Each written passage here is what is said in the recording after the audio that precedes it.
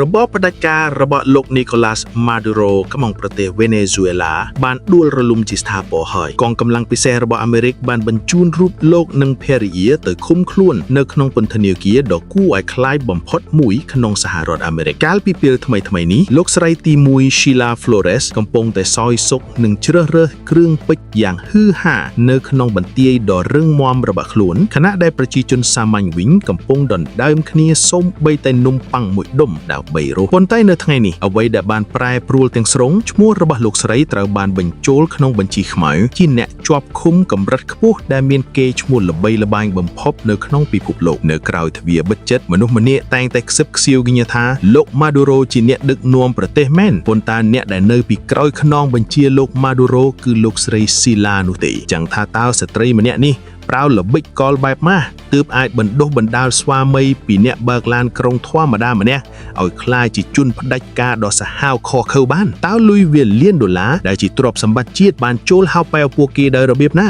ให้ไอ้เลยบัตรนาอ๋อเต้าโจกวิสนาดอจูจอดแบบน้าได้กำปงรงจำลูกสไลเนื้อที่ไงข้างมุกจอดจำนายโกนได้ทลอบแต่รูเนื้อขนมกลุ่มนอเมียกลุ่มนอปรักวิ่งเต้าพวกกีมีนวิสนาแบบน้าเลี่ยมบรรตัวปีอปุกมาได้ตรือบานจับขลุ่นซ้อมตุสนาสันดับวิดีโอนี้ดอลจอบดาวใบดึงปีกาปึดจุมวิงกาดูระลุมในอาณาจักรบอกครัวซาแด่เมียนบำพดเนออเมริกลาตินกาเปิดเตียงนี้หนึ่งถืออัญญะสรลังกางเจจีมันคานต่อจับด้ามติงออกเรียลูกสรีเซลาฟลอเรสมันแมนจีลูกสรีตีมวยธรรมดาเด็กกรอนแต่ดาตามแฮฮอมสวามีดำใบลุมอ้อมุกหมอดนูลอยโดยเมียนอายุเจริญชิงลูกนิโคลัสมาดูโรระหดดาวดับฉนำลูกสรีคือจีครูบังวักจีเมทวีจำนัดหายบาตามเปียกจรจามารามลูกสรีคือจีขั้วกบาลดอกปิดประกอบเนอปีกรอยรัวลกาสำหรับจัดระบสวามีขนมมาจะทานนโยบายเกตั้งแต่ลุยซับคเนธาโลกเปียกมกุฎปิดแมนเนื้อเลือกบาลระบนิโคลัสมาดูโรวันแต่เตเลบัญชีคือสถัดในขนมใดระบลูกสรีตีมวยเตียงสรงจำน้องสไนฮาระบผู้กอดมันแม้ประดามเจนปีเพียบแอมและแฮมโรแมนติกโดยกู้สไนตู้ตื้อนุเตปันไตวิบานจับกำนัดล้างในขนมเจาะเพลงงงึดนันตระเจสรับในปุ่นเทเนเกียกาปีชนำมวยก้อนพรำบุญโรยกาวสปีได้เนื้อเปนุกลูกสรีศิลาคือจีเมทวีดอจุกใจหนึ่งเมียนจริตรึงมอมแนกได้ละใบขางกาเปียกใดเอาปุกรมแบบบ่าวขนมเวยจิตไซสับชนำลูกสรีเมียนแต่งบอดพิซาวหนึ่งอติปุลคอสระละปีโลกนิโคลัสมาดูโรได้กรอนแต่จีมนุษย์เมียนชมุบอกสมเลมแนกจีเนกบากลานกรงกราวใดในขนมตีกรองการากัสนึ่งเจียสกามจนสหจีบได้ดาตัวเติมจีเนกรถสมบูรณ์หรือกันบัญญัติแต่เอาเมดักนอมจวบคุมโลกฮิวโกชาเมสไตปนอตัวใบเจอย่างหนาซีลาบายเจเมิลเคยปีสักดานุโปลดออสจาร์เพลียมเนื้อขนมคล้วนบรมาทุมกับพวกปีหมาดด่าเมิลเตอร์ฮะโดยเชี่ยชาวลงงมันหนาหายลูกสไลก็บานจับดามชนัยรูปโลกเอาเตอร์จีมนุษย์ทำไมเนเปนูตัวใบเจลูกสไลมีนสวามีหนึ่งโกนใบเนกขนมบรรทุกหายลูกมาดูโรก็มีนแพทย์เยียหนึ่งโกนโปรโตยมันเนรวดแต่หายกระไดปันตามเฮจตานโยบายระบอบลูกสไลซีลามีนอติปุลคลั่งเจียงจมน้องครูสาลูกสไลบานสำรัจจิตบังพลายสุภมินกุลครัวซาแต่งซ่องคางจอลโดยขมิ้นการสตักสตือดาวใบเรียบจอมเพลวชั่วเตรกอำนาจจิมุยรูปโลกประพบไตขนมบานตมเลียท้า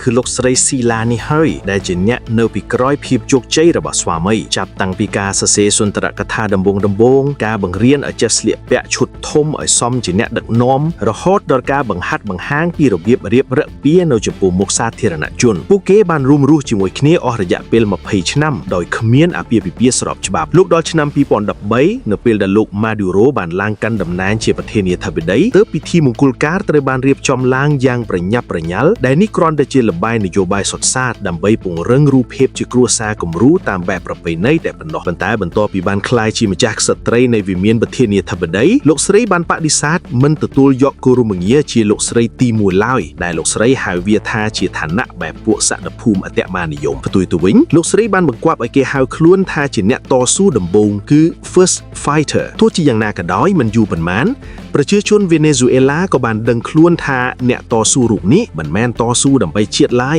คือต่อสู้ดำไปแต่พีบเมียนบ้านในตะโกลระบอกคล้วนแต่ปนอเนี่ยแต่ตัวบานเลียบสการะทมบังพดปีอาณาจักรอำนาจนี้คือก้อนโปรแต่งใบเนี่ยระเบิดลูกสไลคือวอลเตอร์โจเซฟ និង Josefe នៅក្នុងប្រទេស Venezuela ពួកគេត្រូវបានគេហៅដោយភាពភ័យខ្លាចផងនិងមើលងាយផងថា Los Chamos មានន័យថាពួកក្មេងប្រុសៗនៅក្នុងនាមជាម្ដាយដែលមានអំណាចលើសលប់លោកស្រីបានប្រមូលរាល់ទ្រព្យសម្បត្តិនិងភាពស៊ីវិល័យគ្រប់បែបយ៉ាងដែលមនុស្សទូទៅសូម្បីតែស្រមៃក៏មិនហ៊ានមកប្រគល់ឲ្យកូនរបស់លោកស្រីទាំងអស់និយាយឲ្យត្រង់ទៅខណៈពេលដែលប្រជាជន Venezuela ទូទៅត្រូវបង្ខំចិត្តស្រកទម្ងន់ជាមធ្យមដល់ទៅ11គីឡូក្រាមដោយសារតែការខ្វះខាតចំណីអាហារយ៉ាងធ្ងន់ធ្ងរដែលគេនាំគ្នាហៅយ៉ាងចំអកថារបបអាហារ Maduro ប៉ុន្តែកូនប្រុសរបស់លោកស្រីស៊ីឡាបែរជាកំពុងរស់នៅយ៉ាងសោយសុខលង់ក្នុងភាពស៊ីវិល័យមិនខុសពីស្ដេចអារ៉ាប់នោះឡើយមហិច្ឆតារបស់ពួកគេ Los Chamos កាន់តែរីកធំឡើងរហូតដល់វីឡាប្រណីធម្មតាមិនអាចបំពេញចិត្តពួកគេបានទៀតទេពួកគេចង់បានទាំងអំណាចដាច់ខាតនិងសន្ធឹកសន្ធាកម្រិតខ្ពស់បំផុតនេះហើយជាដើមចំនៃរឿងរ៉ាវដ៏ភ្ញាក់ផ្អើលបំផុតត្រកូល Flores បានវាយទីកាន់កាប់ផ្នែកខ្លះនៃសង្កាត់អ្នកមាន Congress de Caramo ដោយពួកគេមិនត្រឹមតែទិញផ្ទះមួយខ្នងនោះទេប៉ុន្តែបានទិញយកផ្លូវមួយទាំងមូលដោយមានភូមិគ្រឹះដ៏ស្កឹមស្កៃរហូតទៅដល់14ខ្នងហើយជុំវិញបរិវេណនោះត្រូវបានការពារដោយជញ្ជាំងបេតុងខ្ពស់ស្រឡះបំពាក់បន្លាលក់ព្រមទាំងមានអ្នកបាញ់ស៊ីបនិងខ្មាន់កំភ្លើងចារកម្មយោធាយាមកាមយ៉ាងតឹងរឹង24ម៉ោងលើ24ម៉ោងវាប្រៀបបាននឹងរដ្ឋក្នុងរដ្ឋឬជាវិមានហាមឃាត់របស់លោកស្រី Sila Flores ចំពោះអ្វីដែលបានកើតឡើងនៅខាងក្នុងវិញប្រភពផ្ទៃក្នុងប្រៀបប្រដូចវាទៅនឹងរូងភ្នំ Alibaba ដែលពោពេញទៅដោយកំណប់ទ្រព្យនៅក្នុងយានដ្ឋានដែលបំពាក់ម៉ាស៊ីនត្រជាក់ពេញទៅដោយរថយន្តទំនើបលំដាប់ពិភពលោកដូចជា Ferrari Lamborghini និងសូម្បីតែម៉ូតូដែលស្រោបដោយមាសសុទ្ធក៏មានដែរភាពហ៊ឺហាទាំងនេះបានកើតឡើងនៅក្នុងប្រទេសមួយដែលសូម្បីតែគ្រឿងបន្លាស់សម្រាប់ឡានក្រុងសាធារណៈឬឡានពេទ្យសង្គ្រោះបន្ទាន់ក៏រកទិញមិនបានផងនោះរថយន្តទំនើបលំដាប់សេដ្ឋីទាំងអស់នេះត្រូវបានដឹកជញ្ជូនតាមជើងហោះហើរពិសេសដោយមិនឆ្លងកាត់ការត្រួតពិនិត្យពីគុយឡើយដែលជារឿយៗពួកគេបានបន្លំស្លាកស្មាមថាជាជំនួយមនុស្សធម៌ឬជាគ្រឿងឧបភោគបរិភោគរបស់រដ្ឋាភិបាលដើម្បីបិទបាំងភ្នែកមហាជនកូនប្រុសពៅដែលមានរឿងអាស្រូវបំផុតគឺ Joshua បានក្លាយជានិមិត្តរូបនៃបុគ្គលដែលស្ថិតនៅក្រៅច្បាប់រូបគេបានរស់នៅក្នុងជីវិតជាកូនអ្នកមានដែលខូចចរិតនិងមានអំណាចលើសលប់នៅលើបណ្ដាញសង្គមរបស់គេពោពេញទៅដោយរូបភាពបង្អួតពីជីវិតស៊ីវិល័យនៅតាមរមណីយដ្ឋានលំដាប់ពិភពលោករូបភាពខ្លះបង្ហាញពីសកម្មភាពលោតឆាត់យោងពីលើអគារខ្ពស់ៗនៅក្នុងទីក្រុងឌូបៃខ្លះទៀតបង្ហាញពីការសម្រាកលំហែកាយនៅលើឆ្នេរឯកជនដ៏ប្រណិតនៃសមុទ្រ Caribbean លើសពីនេះទៅទៀតអ្វីដែលធ្វើឲ្យគ្រប់គ្នាស្ទើរតែមិនជឿនោះគឺវិក័យប័ត្រស្នាក់នៅសន្តាគារ Ritz ក្នុងទីក្រុងប៉ារីដែលអ្នកកាសែតបានរកឃើញថាការស្នាក់នៅត្រឹមតែមួយយប់ក្នុងបន្ទប់ប្រធានាធិបតីមានតម្លៃរហូតដល់$40,000អាមេរិកសូមសាកល្បងពិចារណាតួលេខនេះបន្តិចមើលចំណាយ$40,000សម្រាប់ប្រជាជន Venezuela ទូទៅដែលបានទទួលប្រាក់សោធននិវត្តន៍ត្រឹមតែ$3ក្នុងមួយខែទឹកប្រាក់ដ៏មហាសាលនេះគឺស្មើនឹងកញ្ចប់ថវិកាដែលអាចឲ្យពួកគេរស់នៅបានរហូតដល់1000ឆ្នាំឯណោះជប់តើនៅពេលណាទើបឈ្មោះរបស់លោកស្រីទី1នៃប្រទេស Venezuela ចាប់ផ្ដើមលេចឡើងក្នុងបញ្ជីខ្មៅដែលត្រូវបានចាប់ខ្លួនរបស់សហរដ្ឋអាមេរិកដើមចំនៃរឿងអាស្រូវដ៏កក្រើកនេះបានចាប់ផ្ដើមពីក្មួយប្រុសជាទីស្រឡាញ់ទាំងពីររបស់លោកស្រីស៊ីឡាដែលលោកស្រីបានចិញ្ចឹមបីបាច់ហាក់ដូចជាកូនបង្កើតពួកគេបានប្រើប្រាស់អំណាចនិងឥទ្ធិពលដែលមានព្យាយាមលួចនាំចូលទំនិញហាមឃាត់គ្រឿងញៀនដែលមានទម្ងន់រហូតទៅដល់800គីឡូក្រាមចូលទៅកាន់ទឹកដីសហរដ្ឋអាមេរិកភាពហ៊ានប្រថុយប្រថាននេះនិងការមើលងាយច្បាប់របស់ពួកគេគឺពិតជាមិនគួរឲ្យជឿទាល់តែសោះអ្វីដែលគួរឲ្យតង់ស្លុតបំផុតនោះគឺពួកគេបានប្រើប្រាស់ទាំងយន្តហោះរដ្ឋាភិបាលនិងលិខិតឆ្លងដែនការទូតដើម្បីធ្វើជាខែលបិទបាំងសកម្មភាពខុសច្បាប់របស់ខ្លួនប៉ុន្តែជាចុងក្រោយពួកគេនៅតែមិនអាចគេចផុតពីសំណាញ់ច្បាប់ហើយត្រូវបានចាប់ខ្លួនជាផ្លូវការតែម្ដងនៅក្នុងសាវិកាណានាទីក្រុងញូវយ៉កក្មួយប្រុសទាំងពីរបានសម្រេចចិត្តទម្លាយអាថ៌កំបាំងនៅពីក្រោយខ្នងមីងរបស់ពួកគេ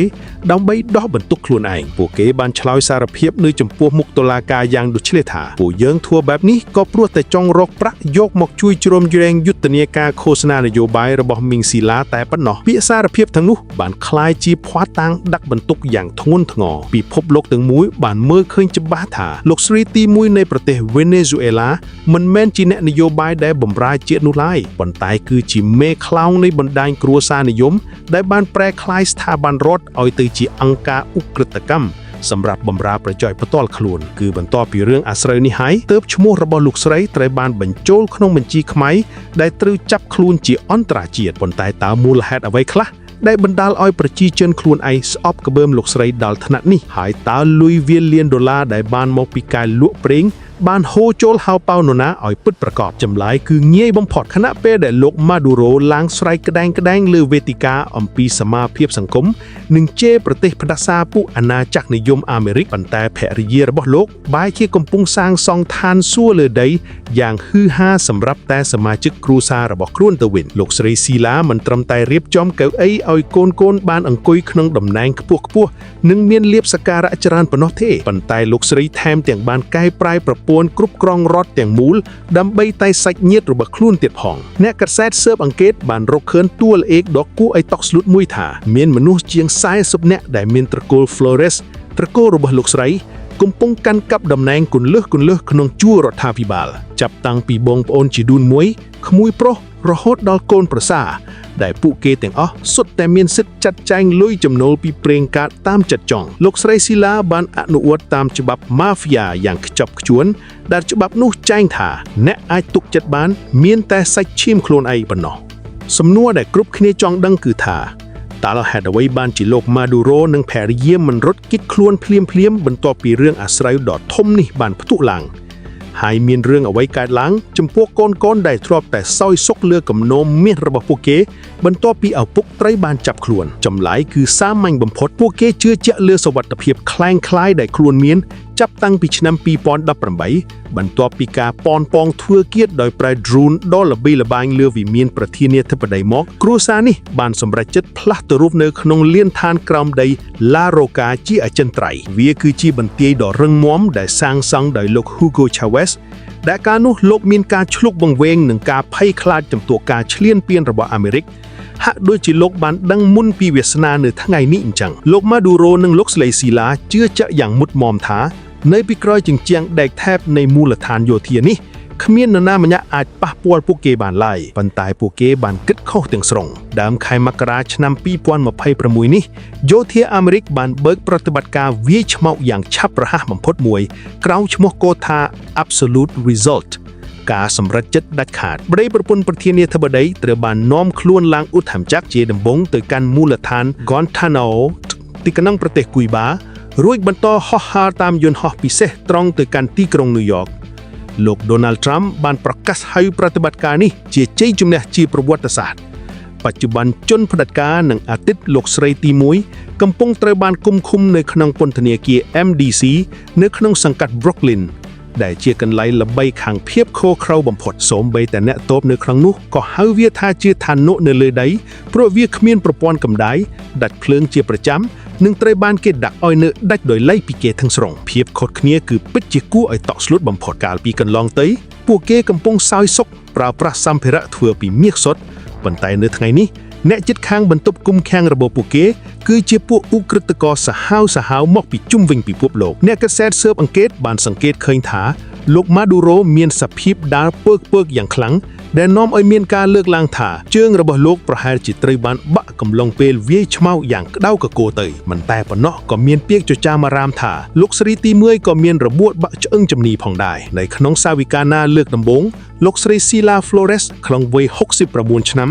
មើលទៅមានសភាពទ្រុឌទ្រោមនិងអស់សង្ឃឹមយ៉ាងខ្លាំងប៉ុន្តែអ្វីដែលគួរឲ្យភ្ញាក់ផ្អើលបំផុតនោះគឺនៅពេលដែលចែកក្រុមសាកសួរអំពីកំហុសឆ្គងដែលពួកគេបានប្រព្រឹត្តពួកគេទាំងពីរនាក់ស្រាប់តែប្រែជាមានកម្លាំងកំហែងនិងតវ៉ាឡើងវិញភ្លាមលោកម៉ាឌូរ៉ូបានស្រែកខ្លាំងថាខ្ញុំគឺជាមនុស្សថ្លៃថ្នូរចំណែកលោកស្រីស៊ីឡាវិញបានងើបក្បាលឡើងដោយអំនួតហើយប្រកាសយ៉ាងដាច់ខាតថាខ្ញុំគឺជាលោកស្រីទី1នៃសាធារណរដ្ឋវេណេស៊ុលាខ្ញុំគ្មានកំហុសតល់តែសោះយោងតាមទិន្នន័យបាក់ថមពួកគេអាចនឹងត្រូវប្រឈមមុខនឹងទោសជាប់ពន្ធនាគារអស់មួយជីវិតជាច្រើនដងវាច្បាស់ណាស់ថារឿងក្តីនេះនឹងត្រូវអូសបន្លាយពេលយ៉ាងយូរប៉ុន្តែលទ្ធផលចុងក្រោយនៃរឿងនេះគឺត្រូវបានគេមើលឃើញរួចជាស្រេចទៅហើយចោះចំណែកកូនដ៏មានទ្រព្យសម្បត្តិស្ដុកស្ដម្ភរបស់ពួកគេវិញពួកក្មេងប្រុស Los Chamos ដែលធ្លាប់តែរស់នៅក្នុងជីវិតស៊ីវិល័យហួសហេតុនោះឥឡូវនេះកំពុងរត់គេចខ្លួនយ៉ាងប្រងព្រាតហើយឈ្មោះរបស់ពួកគេត្រូវបានបញ្ចូលក្នុង ក្នុងបញ្ជីខ្មៅដែលពិភពលោកកំពុងតាមរកមិនតែប៉ុណ្ណោះគណៈនៃធនាគាររបស់ពួកគេនៅអឺរ៉ុបទាំងអស់ក៏ត្រូវបានបង្កកផងដែរអាណាចក្រដែលធ្លាប់តែមើលទៅហាក់ដូចជារឹងមាំដូចភ្នំត្រូវបានដួលរលំខ្ទេចខ្ទីដូចជាផ្ទះដែលត្រូវបានធ្វើពីក្រដាសរឿងរ៉ាវនេះបានបង្កឲ្យមានការជជែកដេញដោលគ្នាយ៉ាងក្តីគគុកមតិម្ខាងយល់ថាជនផ្ដាច់ការត្រូវតែទទួលបានការផ្តន្ទាទោសបែបនេះប៉ុន្តែមតិម្ខាងទៀតយល់ថានេះគឺជាការជ្រៀតជ្រែកកិច្ចការផ្ទៃក្នុងរបស់ប្រទេសដទៃដោយផ្ទាល់ពីសំណាក់មហាអំណាចបន្ទាប់ពីទស្សនាវីដេអូសម្ដាប់ចប់តើអ្នកទាំងអស់គ្នាយល់យ៉ាងណាដែរតើលោក Donald Trump ធ្វើនេះត្រឹមត្រូវឬមួយក៏រឿងនេះមិនអាចទទួលយកបានទោះបីជាប្រធានាធិបតីវេណេស៊ុយឡាអាក្រក់យ៉ាងណាក៏ដោយចុះអ្នកទាំងអស់គ្នាវិញយល់យ៉ាងណាដែរតើការធ្វើអន្តរាគមន៍របស់អាមេរិកលើកនេះត្រឹមត្រូវដែរឬទេសូមបញ្ចេញមតិ comment នៅខាងក្រោមវីដេអូដើម្បីពិភាក្សាគ្នាកុំភ្លេចចុច like share និង subscribe ដើម្បីទទួលបានវីដេអូថ្មីៗជារៀងរាល់ថ្ងៃសូមអរគុណនិងជួបគ្នានៅវីដេអូក្រោយ